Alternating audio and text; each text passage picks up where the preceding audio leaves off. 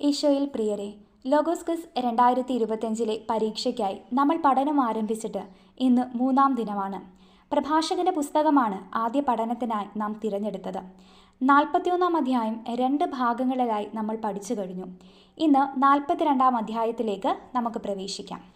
പ്രഭാഷകന്റെ പുസ്തകം 42-ാം അധ്യായം 1 മുതൽ 8 വരെയുള്ള വാക്യങ്ങൾ നമ്മൾ മുന്നേ പഠിച്ച 41-ാം അധ്യായത്തിലെ ലജ്ജാശീലം എന്ന തലക്കെട്ടിൻ്റെ ബാക്കി എന്ന രീതിയിലാണ് നൽകിയിരിക്കുന്നത്. 1 മുതൽ 8 വരെയുള്ള വാക്യങ്ങൾക്ക് തലക്കെട്ടില്ല. അത് 41-ാം അധ്യായത്തിലെ ലജ്ജാശീലം എന്ന തലക്കെട്ടിൻ്റെ ബാക്കി ഒന്നോണമാണ് നൽകിയിരിക്കുന്നത്. ഇതിലും ലജ്ജാശീലത്തിനെ കുറിച്ചുള്ള കാര്യങ്ങൾ തന്നെയാണ് പ്രഭാഷകൻ പ്രതിപാദിക്കുന്നത്. ഇനി അടുത്തതായിട്ട് പ്രഭാഷകന്റെ പുസ്തകത്തിൽ 2 തലക്കെട്ടുകൾ 42-ാം അധ്യായത്തിൽ 2 തലക്കെട്ടുകൾ നൽകിയിട്ടുണ്ട്. അവ ഏവയെന്ന് നമുക്ക് നോക്കാം. മകളെക്കുറിച്ചുള്ള ആകുലതയെക്കുറിച്ച് 42-ാം അധ്യായം 9 മുതൽ 14 വരെയുള്ള വാക്യങ്ങളിൽ പറയുന്നുണ്ട്. അടുത്ത തലക്കെട്ട് നൽകിയിരിക്കുന്നത് പ്രപഞ്ചത്തിൽ ദൈവമഹത്വം എന്നതാണ്. അത് 42-ാം അധ്യായം 15 മുതൽ 25 വരെയുള്ള വാക്യങ്ങളാണ്. അങ്ങനെ ആകെ പ്രഭാഷകന്റെ പുസ്തകത്തിൽ 42-ാം അധ്യായത്തിൽ 25 വാക്യങ്ങളാണ് ഉള്ളത്. 41-ാം അധ്യായത്തിൽ 23 വാക്യങ്ങളാണ് എങ്കിൽ 42-ാം അധ്യായത്തിൽ 25 വാക്യങ്ങളാണ് ഉള്ളത്. നമ്മൾ ഇതിൻ്റെ 2 ഭാഗമായിട്ടാണ് പഠിക്കുന്നത്. ഇന്ന് 42-ാം അധ്യായം 1 മുതൽ 14 വരെയുള്ള വാക്യങ്ങളുടെ ചോദ്യോത്തരങ്ങളായിരിക്കും വിനിമയം ചെയ്യുന്നത്. അടുത്ത ഭാഗം നാളെ അപ്ലോഡ് ചെയ്യുന്നതായിരിക്കും. നമുക്ക് ചോദ്യങ്ങളിലേക്ക് പ്രവേശിക്കാം. മറ്റുള്ളവരെ ഭയന്ന് നാം ചെയ്യരുതെന്ന് പ്രഭാഷകൻ ഉപദേശിക്കുന്നത് എന്താണ്? ഉത്തരം പാപം. അടുത്ത ചോദ്യം, 42-ാം അധ്യായത്തിൻ്റെ ആരംഭത്തിൽ ലജ്ജിക്കുകയോ മറ്റുള്ളവരെ ഭയന്ന് പാപം ചെയ്യുകയോ അരുതെന്ന് പ്രഭാഷകൻ സൂചിപ്പിക്കുന്ന കാര്യങ്ങളിൽ ആദ്യത്തേത് ഏതാണ്? ഉത്തരം അത്യുന്നതൻ്റെ നിയമം. അപ്പോൾ നമുക്ക് ആ ഒരു വചനഭാഗം ഒന്ന് നോക്കാം. 42-ാം അധ്യായം 1-ാം വാക്യം, 1ഉം 2ഉം വാക്യങ്ങൾ വായിക്കുകയാണ്. താഴെ പറയുന്ന കാര്യങ്ങളിൽ നീ ലജ്ജിക്കുകയോ മറ്റുള്ളവരെ ഭയന്ന് പാപം ചെയ്യുകയോ അരുത്. അത്യുന്നതൻ്റെ നിയമം, അവിടുത്തെ ഉടമ്പടി, അപരാധനെ കുറ്റം വിധിക്കുക. പിന്നെ 3-ാം വാക്യത്തിലേക്ക് പോവുകയാണ്. അപ്പോൾ ഈ പറഞ്ഞ 1ഉം 2ഉം വാക്യങ്ങളിലെ ചോദ്യങ്ങൾ വരാൻ സാധ്യതയുള്ള കാര്യങ്ങളാണ് ഞാനിപ്പോൾ പറഞ്ഞത്. ഇനി നമുക്ക് അടുത്ത ചോദ്യത്തിലേക്ക് പോകാം. ആരെ കുറ്റം വിധിക്കുന്ന കാര്യത്തിൽ ലജ്ജിക്കേണ്ടതില്ലെന്നാണ് പ്രഭാഷകൻ അഭിപ്രായപ്പെടുത്തുന്നത്? ആരെ കുറ്റപ്പെടുത്തുന്ന കാര്യത്തിൽ ലജ്ജിക്കേണ്ടതില്ല? അപരാധനെ കുറ്റപ്പെടുത്തുന്ന കാര്യത്തിൽ നിങ്ങൾ ലജ്ജിക്കേണ്ടതില്ല എന്നാണ് പ്രഭാഷകൻ പറയുന്നത്. അടുത്ത ചോദ്യം, അപരാധനെ കുറ്റം വിധിക്കുന്ന കാര്യത്തിൽ എന്ന പോലെ ആരുമായും കണക്ക് തീർക്കുന്നതിലും ലജ്ജിക്കേണ്ടതില്ല എന്നാണ് പ്രഭാഷകൻ എഴുതുന്നത്. ഉത്തരം പങ്കാളിയും സഹയാത്രികനുമായി. അടുത്ത ചോദ്യം, ആരുടെ പിതൃസ്വത്ത് വിഭജിക്കുന്ന കാര്യത്തിൽ ലജ്ജിക്കേണ്ടതില്ല എന്നാണ് പ്രഭാഷകൻ നമ്മളോട് പറയുന്നത്? ആരുടെ പിതൃസ്വത്ത് വിഭജിക്കുന്ന കാര്യത്തിൽ ലജ്ജിക്കേണ്ടതില്ല എന്നാണ് പ്രഭാഷകൻ പറയുന്നത്? സ്നേഹിതരുടെ പിതൃസ്വത്ത് വിഭജിക്കുന്നതിൽ ലജ്ജിക്കേണ്ടതില്ല എന്ന രീതിയിലാണ് പ്രഭാഷകൻ പറയുന്നത്. നമുക്ക് ആ വാക്യം നോക്കാം. പങ്കാളിയും സഹയാത്രികനുമായി കണക്ക് തീർക്കുക, സ്നേഹിതരുടെ പിതൃസ്വത്ത് വിഭജിക്കുക. ഈ ചോദ്യം നമുക്ക് വേറെ എങ്ങനെ ചോദിക്കാം? പ്രഭാഷകന്റെ പുസ്തകം 42-ാം അധ്യായത്തിൽ 3-ാം വാക്യത്തിൽ ആരെല്ലാമായി കണക്ക് തീർക്കാം എന്നാണ് പ്രഭാഷകൻ പറയുന്നത്? പങ്കാളിയും സഹയാത്രികനുമായി കണക്ക് തീർക്കാമെന്നും അടുത്തൊരു ചോദ്യം എന്ന് പറയുന്നത് പങ്കാളിയും 42-ാം അധ്യായം 3-ാം വാക്യത്തിൽ പങ്കാളിയും സഹയാത്രികനുമായും അല്ലെങ്കിൽ ഡാഷ് പൂരിപ്പിക്കുക എന്ന് പറഞ്ഞ ചോദ്യം വരാറുണ്ട്. ഡാഷ് പങ്കാളിയും സഹയാത്രികനുമായി ഡാഷ് തീർക്കുക. അപ്പോൾ നമുക്ക് അവിടെ എന്ത് പൂരിപ്പിക്കാൻ സാധിക്കും? കണക്ക് തീർക്കുക. അത് ഓപ്ഷൻസ് നമുക്ക് തരും. പൂരിപ്പിക്കുക എന്ന രീതിയിലും ക്വസ്റ്റ്യൻ പേപ്പറുകളിൽ നമ്മൾ ചോദ്യങ്ങൾ കണ്ടിട്ടുള്ളതാണ്. പിന്നെ അതിനോട് ചേർന്നുള്ള വാക്യം സ്നേഹിതരുടെ പിതൃസ്വത്ത് വിഭജിക്കുക. ചോദ്യത്തിൽ എങ്ങനെ ചോദിക്കാം? ആരുടെ പിതൃസ്വത്ത് വിഭജിക്കുക എന്നാണ് പ്രഭാഷകൻ 42 3-ാം വാക്യത്തിൽ പറയുന്നത്. ആരുടെ പിതൃസ്വത്ത്? സ്നേഹിതരുടെ പിതൃസ്വത്ത്.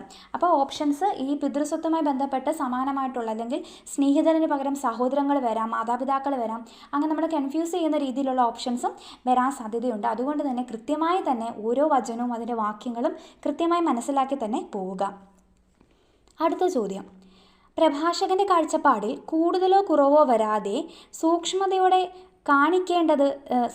കാണിക്കേണ്ടത് എന്തിലാണ്? ഉത്തരം അളവിലും തൂക്കത്തിലും.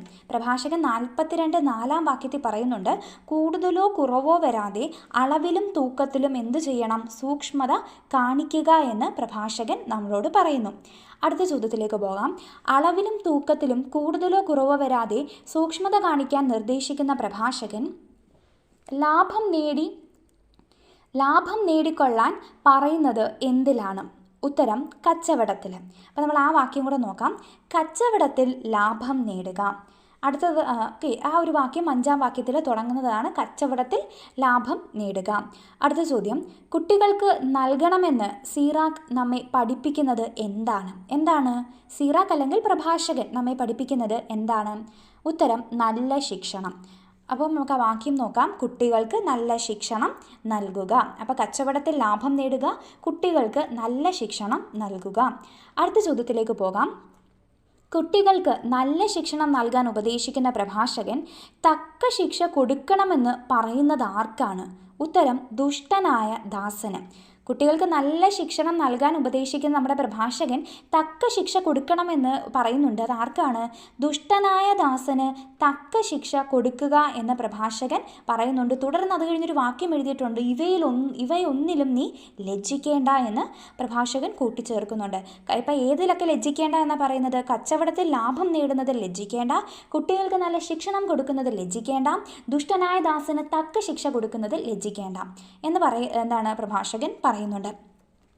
അടുത്ത ചോദ്യത്തിലേക്ക് പോകാം.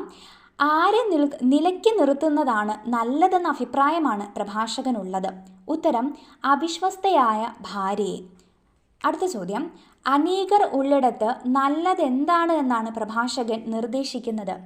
ഉത്തരം സാധനങ്ങൾ പൂട്ടി സൂക്ഷിക്കുന്നത്. അപ്പോൾ നമുക്ക് ആ വാക്യം ഒന്ന് നോക്കാം. വിശുദ്ധ ഗ്രന്ഥത്തിൽ എങ്ങനെയാണ് എഴുതിയിരിക്കുന്നത് നോക്കാം. ഇങ്ങനെയാണ് പറയുന്നത്, അവിശ്വസ്തയായ ഭാര്യയെ നിലയ്ക്ക് നിർത്തുന്നത് നന്ന്, അനേകർ ഉള്ളിടത്ത് സാധനങ്ങൾ പൂട്ടി സൂക്ഷിക്കുന്നതും നന്ന്. അപ്പോൾ ഈ ചോദ്യം നമുക്ക് ഇങ്ങനെയും ചോദിക്കാം, സാധനങ്ങൾ പൂട്ടി സൂക്ഷിക്കുന്നത് നന്ന് എന്ന് പ്രഭാഷകൻ പറയുന്നുണ്ട്. അതപ്പോൾ ആ പറയുന്ന സാഹചര്യം ഏതാണ്? ഉത്തരം ഏതാണ്? അനേകർ ഉള്ളിടത്താണ് എന്ത് ചെയ്യേണ്ടത്? സാധനങ്ങൾ പൂട്ടി സൂക്ഷിക്കേണ്ടത്. അവിശ്വസ്തയായ ഭാര്യയെ എങ്ങനെ നിർത്തണമെന്നാണ് പ്രഭാഷകൻ പറയുന്നത്? നിലയ്ക്ക് നിർത്തുന്നതും നന്ന് എന്നാണ് പ്രഭാഷകൻ. അപ്പോൾ നമുക്ക് ഈ ചോദ്യത്തെ രണ്ട് രീതിയിൽ അങ്ങോട്ടും ഇങ്ങോട്ടും മാറ്റി പറയാനായിട്ട് സാധിക്കും. നമ്മൾ കൺഫ്യൂസ് ചെയ്യുന്ന രീതിയിലും ചോദ്യങ്ങൾ വരാം. അപ്പോൾ എങ്ങനെ ആയാലും നമ്മൾ കൃത്യമായി തന്നെ വാക്യങ്ങൾ പഠിച്ച് തന്നെ പോകുന്നതാണ് നല്ലത്. അടുത്ത ചോദ്യം, എല്ലാ ഇടപാടുകളിലും നാം നിർബന്ധമായും ചെയ്യണമെന്ന് പ്രഭാഷകൻ ഉദ്ബോധിപ്പിക്കുന്നത് എന്താണ്? ഉത്തരം കണക്ക് വയ്ക്കണമെന്ന്. അടുത്ത ചോദ്യം, എല്ലാ ഇടപാടുകളിലും കണക്ക് വയ്ക്കാൻ ഉപദേശിക്കുന്ന പ്രഭാഷകൻ ക്രയവിക്രയങ്ങളിൽ സൂക്ഷിക്കണമെന്ന് പറയുന്നത് എന്താണ്? ഉത്തരം രേഖയാണ്. അപ്പോൾ നമുക്ക് ആ ഭാഗങ്ങളൊന്ന് നോക്കാം. പ്രഭാഷകന്റെ പുസ്തകം 42-ാം അധ്യായം 7-ാം വാക്യം, എല്ലാ ഇടപാടുകളിലും കണക്ക് വയ്ക്കണം, ക്രയവിക്രയങ്ങളിൽ രേഖ സൂക്ഷിക്കണം. അപ്പോൾ പ്രഭാഷകന്റെ പുസ്തകം നമുക്ക് ഈ ചോദ്യം ഇങ്ങനെയും ചോദിക്കാം, എന്തിനെല്ലാം കണക്ക് വയ്ക്കണമെന്നാണ് പ്രഭാഷകന്റെ പുസ്തകം 42-ാം അധ്യായം 7-ാം വാക്യത്തിൽ പറയുന്നത്? എല്ലാ ഇടപാടുകളിലും. അടുത്ത ചോദ്യമായിട്ട് നമ്മൾ നേരത്തെ ചോദിച്ചതിനെ തിരിച്ചു ചോദിക്കാനായിട്ട് സാധ്യതയുണ്ട്. എന്തിനെല്ലാം രേഖ സൂക്ഷിക്കണമെന്ന പ്രഭാഷകൻ 42:7 പറയുന്നത്?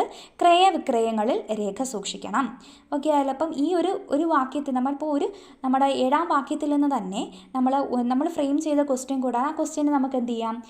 തിരിച്ചിട്ടും ചോദിക്കാം. അങ്ങനെയും പരീക്ഷയ്ക്ക് വരാറുണ്ട്. അപ്പം നമ്മൾ പഠിക്കുന്ന രീതിയിൽ തന്നെ വരണമെന്നില്ല. എന്ത് ചെയ്യാം? നമ്മൾ ഫ്രെയിം ചെയ്യുന്ന ക്വസ്റ്റ്യൻ തിരിച്ചും അങ്ങനെ ചോദ്യം. അപ്പോൾ ഏത് വിധേന ചോദിച്ചാലും എഴുതാൻ പറ്റുന്ന രീതിയിൽ പഠിച്ചിരിക്കുക. അടുത്ത ചോദ്യം, പ്രഭാഷകൻ 42:8 അനുസരിച്ച് ആരെയൊക്കെ ഉപദേശിക്കുന്നതിലാണ് ലജ്ജിക്കേണ്ടതില്ലാത്തത്? ഉത്തരം അജ്ഞനെയോ വിഡ്ഢിയെയോ ചെറുപ്പക്കാരുമായി ശണ്ട കൂടുന്ന വൃദ്ധനെയോ. അപ്പോൾ ആ ഒരു ചോദ്യം ഞാൻ ഒന്നുകൂടെ ആവർത്തിക്കുകയാണ്. പ്രഭാഷകൻ 42:8 അനുസരിച്ച് ആരെയൊക്കെ ഉപദേശിക്കുന്നതിലാണ് ലജ്ജിക്കേണ്ടതില്ല എന്ന് പറയുന്നത്? അപ്പോൾ ആരെ ഉപദേശിക്കുന്നത് ലജ്ജിക്കേണ്ട? അപ്പോൾ അജ്ഞനെയോ പിന്നെന്താണ് വിഡ്ഢിയെയോ ചെറുപ്പക്കാരുമായി ശണ്ട കൂടുന്ന വൃദ്ധനെയോ ഉപദേശിക്കുന്നതിൽ ലജ്ജിക്കേണ്ട ആവശ്യമില്ല എന്നാണ് ആര് പറയുന്നത്? പ്രഭാഷകൻ പറയുന്നത്. അടുത്ത ചോദ്യം, പ്രഭാഷകന്റെ കാഴ്ചപ്പാടിൽ മകൾ സ്വയം അറിയാതെ തന്നെ ജാഗരൂകതയുള്ളവനാക്കി മാറ്റുന്നത് ആരെയാണ്? ഉത്തരം പിതാവിനെ. നമ്മളിപ്പോൾ അടുത്ത ഭാഗത്തിലേക്ക് പ്രവേശിക്കുകയാണ്. എന്താണ്? പിതാവിനെ. അതിന് മുന്നോടിയായിട്ട് ഒരു ക്വസ്റ്റ്യനൂടെ നമുക്ക് വേണമെങ്കിൽ ഇങ്ങനെ ചോദിക്കാം. പ്രഭാഷകൻ്റെ പുസ്തകം 42:8 വാക്യത്തിൽ നമ്മൾ എന്താണ്? അജ്ഞനെയോ വിഡ്ഢിയോ ചെറുപ്പക്കാരുമായി ശണ്ട കൂടുന്ന വൃദ്ധനെയോ ഉപദേശിക്കുന്ന ലജ്ജിക്കേണ്ട, അപ്പോൾ നീ അറിവുള്ളവനാണെന്ന് വ്യക്തമാവുകയും എല്ലാവരും നിന്നെ അംഗീകരിക്കുകയും ചെയ്യും. വേണമെങ്കിൽ ഈ ഒരു ക്വസ്റ്റ്യനായിട്ട് ഇങ്ങനെ തരാം. അപ്പോൾ നീ അറിവുള്ളവനാണെന്ന് വ്യക്തമാവുകയും എല്ലാവരും നിന്നെ അംഗീകരിക്കുകയും ചെയ്യും. പ്രഭാഷകൻ 42:8 വാക്യത്തിൽ ഇങ്ങനെ പറയുവാനുണ്ടായ സാഹചര്യം എന്താണ് എന്ന് ചോദിച്ചിട്ട് എന്ത് ചെയ്യാം? നമുക്ക് ഓപ്ഷൻസ് തരാം. അപ്പോൾ ആ സാഹചര്യം, ഈ വചനമാണ് സാഹചര്യമെന്ന് എല്ലാവരും ഓർത്തിരിക്കുക. എന്താണ്? അജ്ഞനെയോ വിഡ്ഢിയോ ചെറുപ്പക്കാരുമായി ശണ്ട കൂടുന്ന വൃദ്ധനെയോ ഉപദേശിക്കുന്ന ലജ്ജിക്കേണ്ടതില്ല, അപ്പോൾ നീ അറിവുള്ളവനാണെന്ന് വ്യക്തമാവുകയും എല്ലാവരും നിന്നെ അംഗീകരിക്കുകയും ചെയ്യും. അതിനുശേഷമാണ് നമ്മുടെ അടുത്ത തലക്കെട്ടിലേക്ക് പോകുന്നത്. 9 വാക്യം മുതൽ 14 വരെയുള്ള വാക്യങ്ങളിൽ മകളെക്കുറിച്ചുള്ള ആകുലതയെ കുറിച്ചാണ് എന്ത് ചെയ്യുന്നത്? പറയുന്നത്. അപ്പോഴാണ് നമ്മൾ ചോദ്യം വരുന്നത്, പ്രഭാഷകൻ്റെ കാഴ്ചപ്പാടിൽ മകൾ സ്വയം അറിയാതെ തന്നെ ജാഗരൂകതയുള്ളവനാക്കി മാറ്റുന്നത് ആരെയാണ്? ഉത്തരം പിതാവിനെ. അടുത്ത ചോദ്യം, പിതാവിനെ ജാഗരൂകതയുള്ളവനാക്കുന്ന മകളെക്കുറിച്ചുള്ള വിചാരം പിതാവിനെ സംബന്ധിച്ചിടത്തോളം അപഹരിച്ചു കളയുന്നത് എന്തിനെയാണ്? ഉത്തരം പിതാവിൻ്റെ നിദ്ര. അടുത്ത ചോദ്യം, മകളുടെ ഏതൊക്കെ കാര്യങ്ങളെക്കുറിച്ച് ഓർത്താണ് പിതാവ് ആകുലനാകുന്നതെന്നാണ് പ്രഭാഷകൻ വിലയിരുത്തുന്നത്? ഏതൊക്കെ കാര്യങ്ങളാണ് പിതാവ് ഓർക്കുമ്പോൾ ആകുലനാകുന്നത്? അപ്പോൾ ഉത്തരം, യൗവനത്തിൽ അവൾ വിവാഹിതയാകുമോ എന്നും വിവാഹത്തിന് ശേഷം ഭർത്താവിന് അഹിതയാകുമോ എന്നും. അപ്പോൾ ഏതൊക്കെയാണ്? 2 കാര്യങ്ങളാണ്. യൗവനത്തിൽ അവൾ വിവാഹിതയാകുമോ എന്നും വിവാഹത്തിന് ശേഷം ഭർത്താവിന് അഹിതയാകുമോ എന്നുമാണ് പിതാവ് എന്ത് ചെയ്യുന്നത്? പിതാവ് ഓർത്ത് ആകുലനാകുന്നത്. അപ്പോൾ നമുക്ക് ആ ഒരു വാക്യത്തിലേക്കൊന്ന് പോകാം. പ്രഭാഷകൻ്റെ പുസ്തകം 42 9 വാക്യം. മകൾ സ്വയം അറിയാതെ തന്നെ പിതാവിനെ ജാഗരൂകതയുള്ളവനാക്കുന്നു. അവളെക്കുറിച്ചുള്ള വിചാരം അവൻ്റെ നിദ്ര അപഹരിച്ചു കളയുന്നു. യൗവനത്തിൽ അവൾ വിവാഹിതയാകുമോ എന്നും വിവാഹത്തിന് ശേഷം അവൾ ഭർത്താവിന് അഹിതയാകുമോ എന്നും ഓർത്ത് ആകുലനാകുന്നു. ഇനി നമ്മുടെ 42 അധ്യായത്തിലെ സമാന വാക്യം, ഇവിടെ നമ്മൾ 42 അധ്യായത്തിലെ ആദ്യത്തെ സമാന വാക്യം പഠിക്കുന്നത് ഇവിടെ നിന്നാണ്. പ്രഭാഷകൻ 42:9 അതിൻ്റെ സമാന വാക്യമാണ് നിയമാവർത്തന പുസ്തകം 24 1 വാക്യം. അപ്പം നമുക്ക് അതൊന്ന് കേൾക്കാം.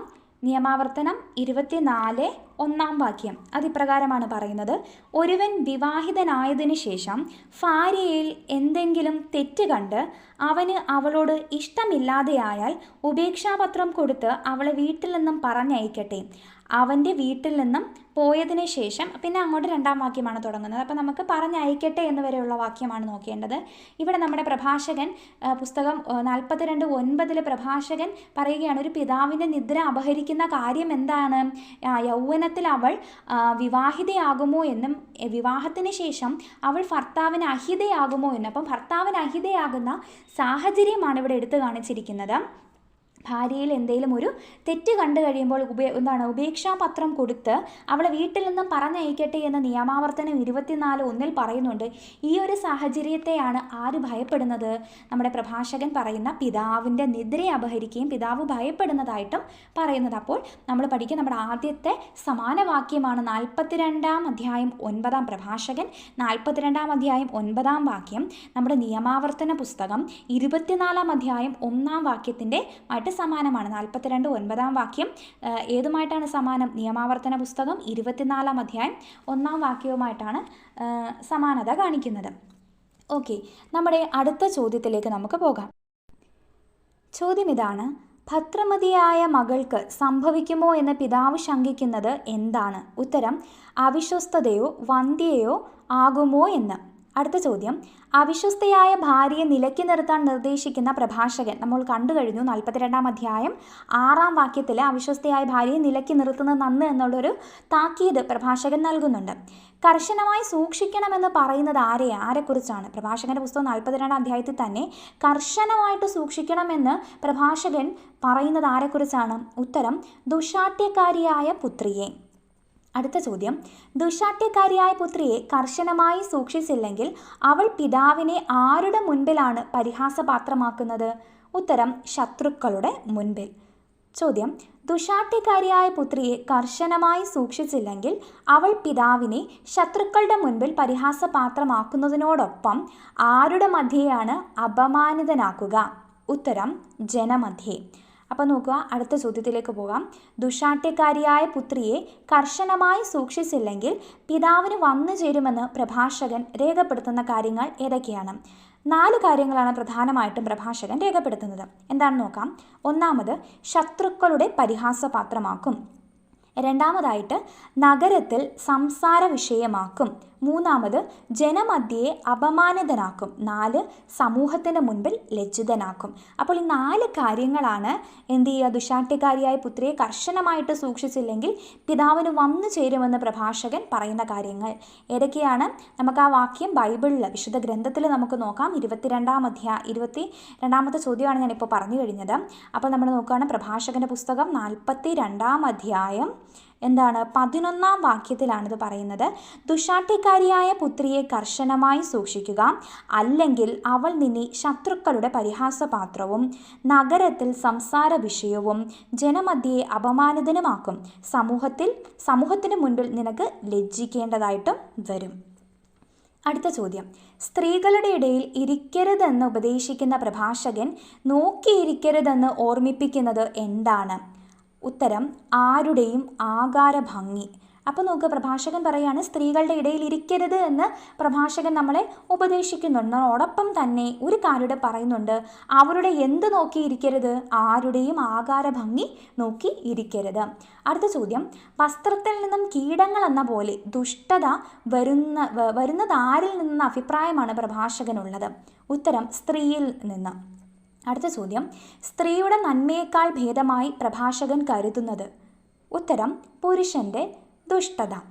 അപ്പോൾ അടുത്ത ചോദ്യം, പ്രഭാഷകൻ്റെ കാഴ്ചപ്പാടിൽ സ്ത്രീ വരുത്തുന്നതായി സൂചിപ്പിക്കുന്ന എന്താണ്?